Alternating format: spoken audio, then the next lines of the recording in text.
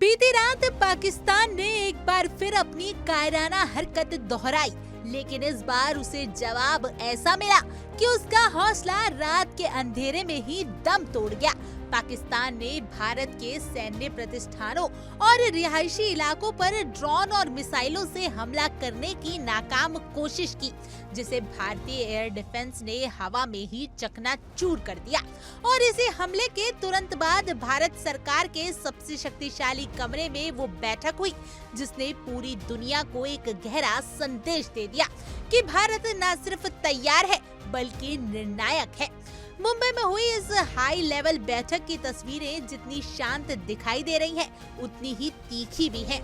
रक्षा मंत्री राजनाथ सिंह के साथ बैठे थल सेना, वायु सेना, नौसेना और CDAS के प्रमुखों के चेहरों पर आत्मविश्वास, संयम और सटीक योजना की झलक थी। ना कोई घबराहट, ना कोई हड़बड़ी, बस एक ठोस रणनीति और ठंडी मुस्कान जो बता रही थी कि भारत को उकसाने का मतलब क्या होता है। बैठक 2 घंटे चली, लेकिन असर उसकी तस्वीर ने कर दिया। थल सेना प्रमुख जनरल उपेंद्र त्रिवेदी ने पाक के हालात पर रिपोर्ट दी, जबकि air chief marshal AP Singh ने बताया कि कैसे हमारी एयर डिफेंस ग्रिड ने 1800 किलोमीटर लंबी सीमा पर 50 से ज्यादा ड्रोन और मिसाइलों को हवा में ही मार गिराया। वहीं ऑपरेशन सिंदूर के तहत भारत ने 8 मई को पाकिस्तान और POK में 8 आतंकी ठिकानों को ध्वस्त कर दिया था। ये हमला था 22 अप्रैल के पहलगांव हमले का करारा जवाब, जिसमें 26 निर्दोष लोग मारे गए थे।